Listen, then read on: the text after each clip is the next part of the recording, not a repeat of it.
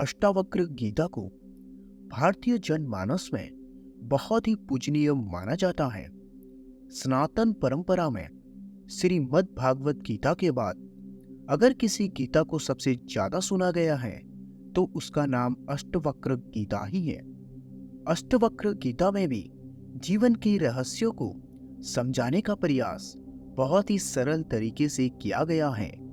अष्टावक्र गीता अद्वैत वेदांत का ग्रंथ है जो ऋषि अष्टावक्र और राजा जनक के संवाद के रूप में है।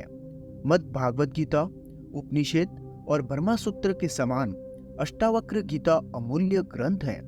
इस ग्रंथ में ज्ञान, वैराग्य, मुक्ति और समाधिस्थ योगी की दशा का सविस्तार वर्णन है। इसके बारे में कहते हैं कि श्री रामकृष्ण परमहंस ने भी यही पुस्तक नरेंद्र को पढ़ने को कहा था, जिसके पश्चात वे उनके शिष्य बने और कालांतर में स्वामी विवेकानंद के नाम से प्रसिद्ध हुए। इस ग्रंथ का प्रारंभ राजा जनक द्वारा दिए गए 3 प्रश्नों से होता है। पहला प्रश्न, ज्ञान कैसे प्राप्त होता है? दूसरा, मुक्ति कैसे होगी? और तीसरा, वैराग्य कैसे प्राप्त होगा? ये 3 शाश्वत प्रश्न हैं जो हर काल में आत्मानुसंधानियों के द्वारा पूछे जाते रहे हैं। ऋषि अष्टावक्र ने इन्हीं 3 प्रश्नों का संधान राजा जनक के साथ संवाद के रूप में किया है, जो अष्टावक्र गीता के रूप में प्रचलित है। ये सूत्र आत्मज्ञान के सबसे सीधे और सरल वक्तव्य हैं। इनमें एक ही पद को प्रदर्शित किया गया है, जो है ज्ञान का मार्ग। ये सूत्र ज्ञानो उपलब्धि के ज्ञानी के अनुभव के सूत्र हैं। स्वयं को केवल जानना, ज्ञानदर्शी होना, बस, और कोई आडंबर नहीं, आयोजन नहीं, यात्रा नहीं, यत्र नहीं, बस हो जाना, वही जो हो। तो चलिए दोस्तों, अष्टावक्र गीता को शुरू करते हैं। प्रथम अध्याय। वयोवृद्ध राजा जनक बालक अष्टावक्र से पूछते हैं, हे प्रभु, ज्ञान की प्राप्ति कैसे होती है? मुक्ति कैसे प्राप्त होती है? वैराग्य कैसे प्राप्त किया जाता है? यह सब मुझे बताइए। श्री अष्टावक्र उत्तर देते हैं, यदि आप मुक्ति चाहते हैं तो अपने मन के विषयों में अर्थात वस्तुओं के उपभोग की इच्छा को विष की तरह त्याग दीजिए। क्षमा, सरलता, दया, संतोष तथा सत्य का अमृत की तरह सेवन कीजिए। आप न पृथ्वी हैं, न जल, न अग्नि, न वायु अथवा आकाश ही है। मुक्ति के लिए इन तत्वों के साक्षी चैतन्य आत्मा को जानिए। यदि आप स्वयं को इस शरीर से अलग करके चेतना में विश्राम करें तो तत्काल ही सुख, शांति और बंधन मुक्त अवस्था को प्राप्त होंगे। आप ब्राह्मण आदि सभी जातियों अथवा ब्रह्मचर्य आदि सभी आश्रमों से परे हैं तथा आंखों से दिखाई न पड़ने वाले हैं। आप निर्लिप्त, निरंकार और इस विश्व के साक्षी हैं, ऐसा जानकर सुखी हो जाए। धर्म, अधर्म, सुख, दुख मस्तिष्क से जुड़े हैं। सर्वव्यापक आपसे नहीं, न आप करने वाले हैं। आप सदा मुक्त ही हैं। आप समस्त विश्व के एकमात्र दृष्टा हैं, सदा मुक्त ही हैं। आपका बंधन केवल इतना ही है कि आप दृष्टा किसी और को समझते हैं। अहंकार रूपी महासर्प के प्रभाववश आप मैं करता हूं ऐसा मान लेते हैं। मैं करता नहीं हूं, इस विश्वास रूपी अमृत को पीकर सुखी हो जाइए। मैं एक विशुद्ध ज्ञान हूं। इस निश्चय रूपी अग्नि से गहन अज्ञान वन को जला दे। इस प्रकार सोकर हित होकर सुखी हो जाए। जहां ये विश्व रस्सी में सर्प की तरह अवास्तविक लगे, उस आनंद, परम आनंद की अनुभूति करके सुख से रहे। स्वयं को मुक्त मानने वाला मुक्त ही है और बंध को मानने वाला बंधा हुआ ही है। यह कहावत सत्य ही है कि जैसी वृद्धि होती है वैसी ही गति होती है। आत्मा साक्षी, सर्वव्यापी, पूर्ण, एक मुक्त चेतन, अक्रिय, असंग, इच्छा रहित एक शांत है। ब्रह्म के वश में ही ये संसारिक प्रतीत होती रहती है। अपरिवर्तनीय चेतन व अद्वैत आत्मा का चिंतन करे और मैं के ब्रह्म रूपी आभास से मुक्त होकर ब्रह्मा विश्व की अपने अंदर ही भावना करे। हे पुत्र, बहुत समय से आप मैं शरीर हूँ इस भाव बंधन से बंधे हैं। स्वयं को अनुभव कर ज्ञान रूपी तलवार से इस बंधन को काटकर सुखी हो जाए। आप असंग, अक्रिय, स्वयं प्रकाशवान तथा सर्वथा दोष मुक्त हैं। आपका ध्यान द्वारा मस्तिष्क को शांत रखने का प्रयत्न ही बंधन है। यह विश्व तुम्हारे द्वारा व्याप्त किया हुआ है। वास्तव में तुमने इसे व्याप्त किया हुआ है। तुम शुद्ध और ज्ञान रूप हो। छोटेपन की भावना से ग्रस्त मत हो। आप इच्छा रहित, विकार रहित, ठोस, शीतलता के धाम, अज्ञात बुद्धिमान है। शांत होकर केवल चैतन्य की इच्छा वाले हो जाइए। आकार को असत्य जानकर निराकार को ही चिरस्थायी मानिए। इस तत्व को समझ लेने के बाद पुनः जन्म लेना संभव नहीं है। जिस प्रकार दर्पण में प्रतिबिंब रूप उसके अंदर भी है और बाहर भी, उसी प्रकार परमात्मा इस शरीर के भीतर भी निवास करता है और उसके बाहर भी। जिस प्रकार एक ही आकाश पात्र के भीतर और बाहर व्याप्त है, उसी प्रकार शाश्वत और सतत परमात्मा समस्त प्राणियों में विद्यमान है। दूसरा अध्याय। राजा जनक कहते हैं, आचार्य, मैं निष्कलंक, शांत, प्रकृति से परे ज्ञान स्वरूप हूँ। इतने समय तक मैं मोह से संतप्त किया गया। जिस प्रकार मैं इस शरीर को प्रकाशित करता हूँ, उसी प्रकार इस विश्व को भी। अतः मैं ये समस्त विश्व ही हूँ अथवा कुछ भी नहीं। अब शरीर सहित इस विश्व को त्याग कर किसी कौशल द्वारा ही मेरे द्वारा परमात्मा का दर्शन किया जाता है। जिस प्रकार पानी लहर, फैन और बुलबुलों से पृथक नहीं है, उसी प्रकार आत्मा भी स्वयं से निकले इस विश्व से अलग नहीं है। जिस प्रकार विचार करने पर वस्त्र धागे के मात्र प्रतीत होता है, उसी प्रकार यह समस्त विश्व आत्मा का मात्र ही है। जिस प्रकार गन्ने के रस से बनी शक्कर उससे ही व्याप्त होती है, उसी प्रकार यह विश्व मुझसे ही बना है और निरंतर मुझसे ही व्याप्त है। आत्मा अज्ञानवासी विश्व के रूप में दिखाई देती है। आत्मज्ञान होने पर यह विश्व दिखाई नहीं देता है। रस्सी अज्ञानवश सर्प जैसी दिखाई देती है। रस्सी का ज्ञान हो जाने पर सर्प दिखाई नहीं देता है। प्रकाश मेरा स्वरूप है, इसके अतिरिक्त मैं कुछ और नहीं हूँ। वह प्रकाश जैसे इस विश्व को प्रकाशित करता है, वैसे ही इस मैं भाव को भी। आचार्य, यह कल्पित विश्व अज्ञान से मुझ में दिखाई देता है। जैसे सिप में चांदी, रस्सी में सर्प और सूर्य किरणों में पानी। मुझसे उत्पन्न हुआ विश्व मुझ में ही विलीन हो जाता है। आचार्य, यह कल्पित विश्व अज्ञान से मुझ में दिखाई देता है। जैसे सिप में चांदी, रस्सी में सर्प और सूर्य किरणों में पानी। मुझसे उत्पन्न हुआ विश्व मुझ में ही विलीन हो जाता है। जैसे गड़ा मिट्टी में, लहर जल में और कड़ा सोने में विलीन हो जाता है। आश्चर्य है, मुझको नमस्कार है। समस्त विश्व के नष्ट हो जाने पर भी जिसका विनाश नहीं होता, जो तृण से बर्मा तक सबका विनाश होने पर भी विद्यमान रहता है। आश्चर्य है, मुझको नमस्कार है। मैं एक हूँ, शरीर वाला होते हुए भी, जो न कहीं जाता है और न कहीं आता है और समस्त विश्व को व्याप्त करके स्थित है। आश्चर्य है, मुझको नमस्कार है, जो कुशल है और जिसके सम्मान कोई और नहीं है, जिसने इस शरीर को बिना स्पर्श करते हुए इस विश्व को अनादि काल से धारण किया हुआ है। आश्चर्य है, मुझको नमस्कार है, जिसका ये कुछ भी नहीं है अथवा जो भी वाणी और मन से समझ में आता है वह सब जिसका है। ज्ञान, ज्ञेय और ज्ञाता ये तीनों वास्तव में नहीं है। यह जो अज्ञानवश दिखाई देता है वह निष्कलंक मैं ही हूँ। द्वैत भेद सभी दुखों का मूल कारण है। इसके अतिरिक्त कोई और औषधि नहीं है कि यह सब जो दिखाई दे रहा है वह सब असत्य है। मैं एक चैतन्य और निर्मल हूँ। मैं केवल ज्ञान स्वरूप हूँ। अज्ञान से ही मेरे द्वारा स्वयं में अन्य गुण कल्पित किए गए हैं। ऐसा विचार करके मैं सनातन और कारण रहित रूप में स्थित हूँ। न मुझे कोई बंधन है और न कोई मुक्ति का भ्रम। मैं शांत और आश्रय रहित हूँ। मुझ में स्थित यह विश्व की वस्तुतः मुझ में स्थित नहीं है। यह निश्चित है कि इस शरीर सहित यह विश्व अस्तित्वहीन है। केवल शुद्ध चैतन्य आत्मा का ही अस्तित्व है। अब इनमें क्या कल्पना की जाए।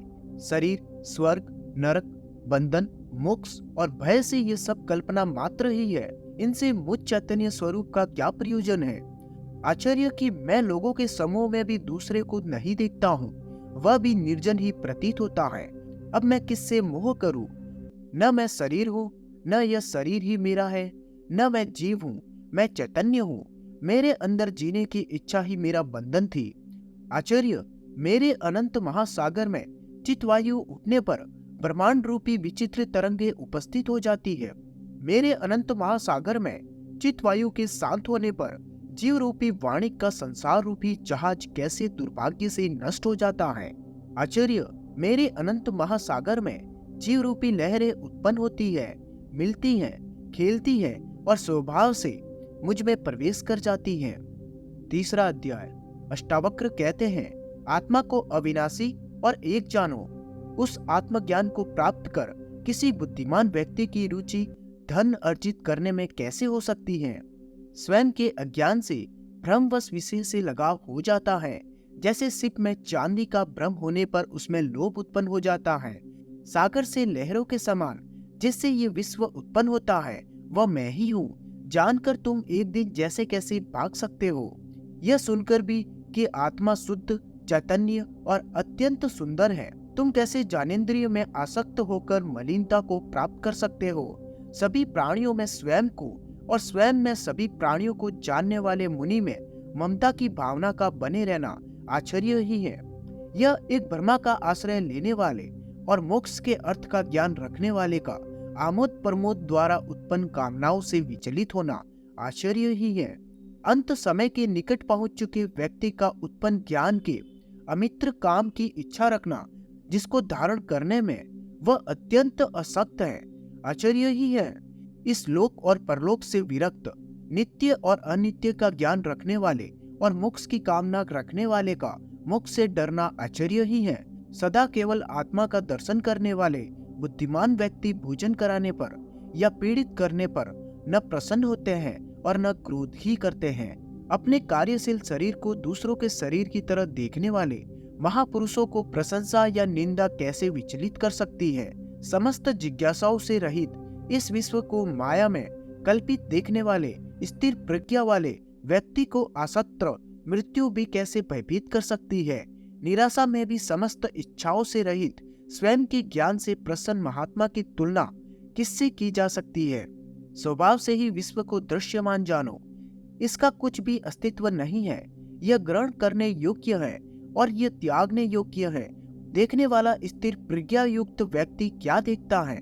विषयों की आंतरिक आसक्ति का त्याग करने वाले संदेह से परे बिना किसी इच्छा वाले व्यक्ति को स्वतः आने वाले भोग न दुखी कर सकते हैं और न सुखी। 14 अध्याय। अष्टावक्र कहते हैं, स्वयं को जानने वाला बुद्धिमान व्यक्ति इस संसार की परिस्थितियों को खेल की तरह लेता है। उसकी संसारिक परिस्थितियों का बोझ लेने वाले मोहित व्यक्ति के साथ बिल्कुल भी समानता नहीं है। जिस पद की इंद्र आदि सभी देवता इच्छा रखते हैं, उस पद में स्थिर होकर भी योगी हर्ष नहीं करता है। उस परमा को जानने वाले के अनंत करण से पुण्य और पाप का स्पर्श नहीं होता है। जिस प्रकार आकाश में दिखने वाले धुएं से आकाश का संयोग नहीं होता है, जिस महान पुरुष ने स्वयं को इस समस्त जगत के रूप में जान लिया है, उसकी स्वेच्छा से वर्तमान में रहने को रोकने की सामर्थ्य किसमें है? ब्रह्मा से तृण तक चारों प्रकार के प्राणियों में केवल आत्मज्ञानी ही इच्छा और अनिच्छा का परित्याग करने में समर्थ है। आत्मा को एक और जगत का ईश्वर कोई कोई ही जानता है। जो ऐसा जान जाता है उसको किसी से भी किसी प्रकार का भय नहीं है। 5वां अध्याय। अष्टावक्र कहते हैं, तुम्हारा किसी से भी संयोग नहीं है, तुम शुद्ध हो, तुम क्या त्यागना चाहते हो? इस सम्मिलन को समाप्त करके ब्रह्मा के एक रूपता को प्राप्त करो। जिस प्रकार समुद्र से बुलबुले उत्पन्न होते हैं, उसी प्रकार विश्व एक आत्मा से ही उत्पन्न होता है। यह जानकर ब्रह्मा से एक रूपता को प्राप्त करो। यद्यपि यह विश्व आंखों से दिखाई देता है परंतु अवास्तविक है। विशुद्ध तुम में इस विश्व का अस्तित्व उसी प्रकार नहीं है जिस प्रकार कल्पित सर्प का रस्सी में। यह जानकर ब्रह्मा से एक रूपता को प्राप्त करो। स्वयं को सुख और दुख में सम्मान, पूर्ण आशा और निराशा में सम्मान, जीवन और मृत्यु में सम्मान, सत्य जानकर ब्रह्मा से एक रूपता को प्राप्त करो। 6वां अध्याय। अष्टावक्र कहते हैं, आकाश के समान मैं अनंत हूँ और यह जगत गड़े की समान महत्वहीन है। यह ज्ञान है इसका न त्याग करना है और न ग्रहण करना है, बस इसके साथ एक रूप होना है। मैं महासागर के समान हूँ और यह दृश्यमान संसार लहरों के समान। यह ज्ञान है, इसका न त्याग करना है और न ग्रहण, बस इसके साथ एक रूप होना है। यह विश्व मुझ में वैसे ही कल्पित है जैसे कि सिप में चांदी। यह ज्ञान है, इसका न त्याग करना है और न ग्रहण, बस इसके साथ एक रूप होना है। मैं समस्त प्राणियों में हूँ जैसे सभी प्राणी मुझ में हैं। यह ज्ञान है, इसका न त्याग करना है और न ग्रहण, बस इसके साथ एक रूप होना है। 7वां अध्याय। राजा जनक कहते हैं, मेरे अनंत महासागर में विश्व रूपी जहाज अपनी अतः वायु से इधर उधर घूमता है, पर इससे मुझ में विभोक्स नहीं होता है। मेरे अनंत महासागर में विश्व रूपी लहरें माया से स्वयं ही उदित और अस्त होती रहती है, इससे मुझ में वृद्धि या सती नहीं होती है। मेरे अनंत महासागर में विश्व एक अवास्तविक है। मैं अति शांत और निरंकार रूप में स्थित हूँ। उस अनंत और निरंजन अवस्था में न मैं का भाव है और न कोई अन्य भाव ही। इस प्रकार असक्त बिना किसी इच्छा के और शांत रूप में मैं स्थित हूँ। आश्चर्य, मैं शुद्ध चैतन्य हूँ और ये जगत असत्य जादू के समान है। इस प्रकार मुझ में कहाँ और कैसे अच्छे और बुरे की कल्पना।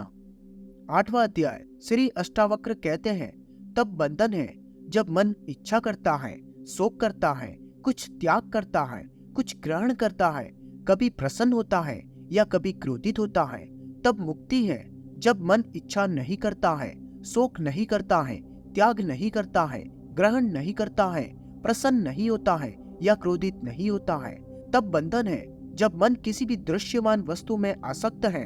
तब मुक्ति है जब मन किसी भी दृश्यमान वस्तु में आसक्ति रहित है। जब तक मैं या मेरा का भाव है तब तक बंधन है। जब मैं या मेरा का भाव नहीं है तब मुक्ति है। यह जानकर न कुछ त्याग करो और न कुछ ग्रहण करो। 9वां अध्याय।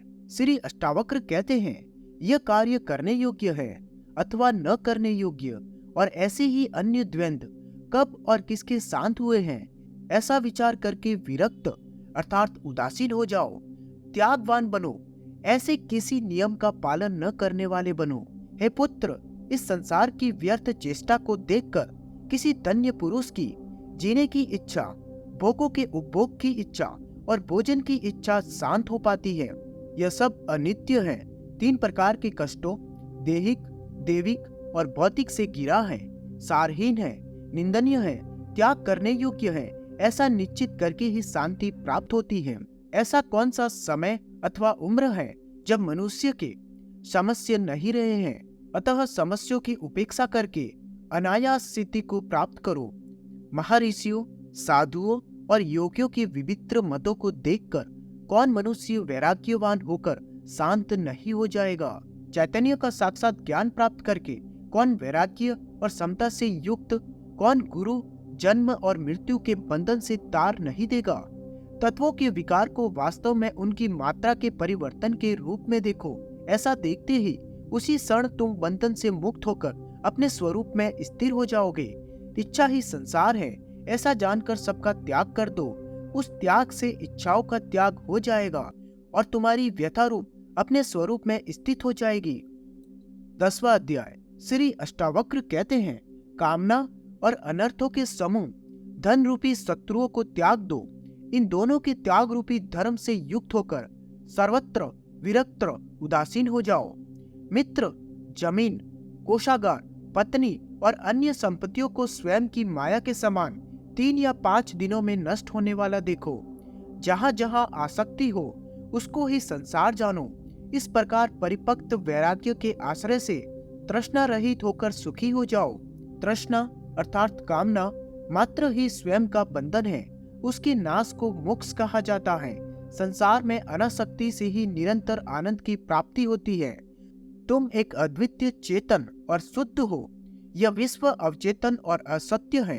तुम में अज्ञान का लेस मात्र भी नहीं है और जानने की इच्छा भी नहीं है। पूर्व जन्मों में बहुत सारे तुम्हारे राज्य, पुत्र, स्त्री, शरीर और सुखों का तुम्हारी आसक्ति होने पर भी विनाश हो चुका है। पर्याप्त धन, इच्छाओं और शुभ कार्यों द्वारा भी इस संसार रूपी माया से मन को शांति नहीं मिली। कितने जन्मों में शरीर, मन और वाणी से दुख के कारण कर्मों को तुमने नहीं किया, अब उनसे उपरत हो जाओ। तो दोस्तों, ये था अष्टावक्र गीता का भाग 1। भाग 2 को देखने के लिए चैनल को सब्सक्राइब करके बेल आइकन जरूर दबाएं। धन्यवाद।